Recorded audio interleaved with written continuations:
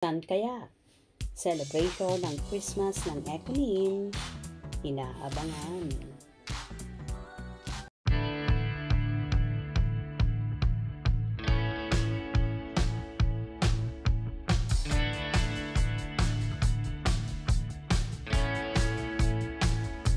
Ngayon nga, holiday season ay pagkakataon na ng mga artista na magbakasyon.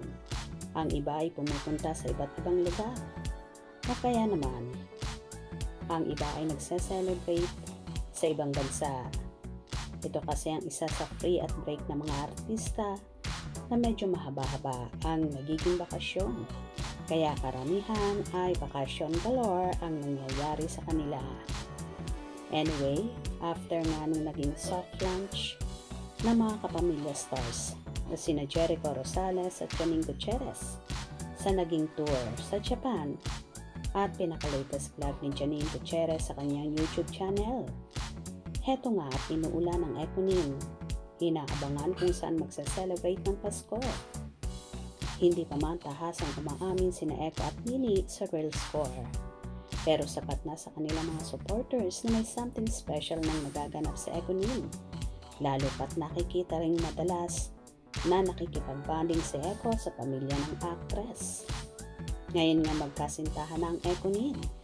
Saan naman kaya sila pupunta ngayong holiday season? Posible kaya bang mag-trip sila sa ibang bansa? Or sa lugar lang dito sa Pilipinas na magiging special ang kanilang first Christmas celebration together.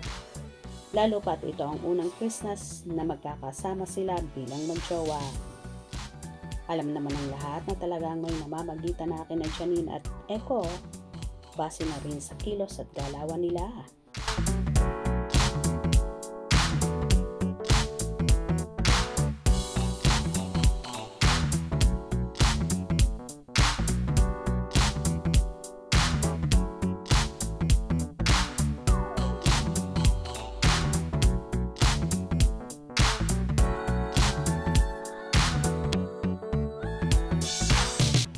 Kitang-kita kasi kamakailan sa naganap na Christmas special ng ABS-CBN ang yakapan ng Econin on and off cam.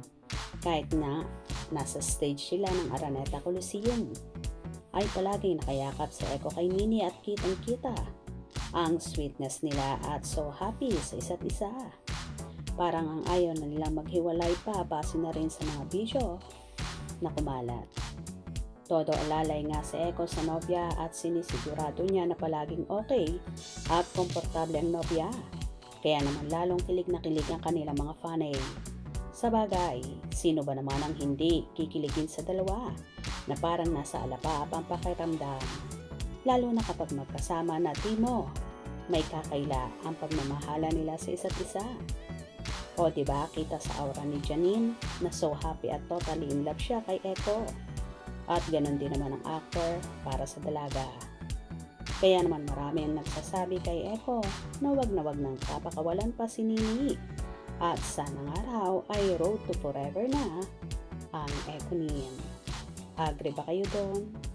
Kung nagustuhan nyo ang video na ito, comment down below.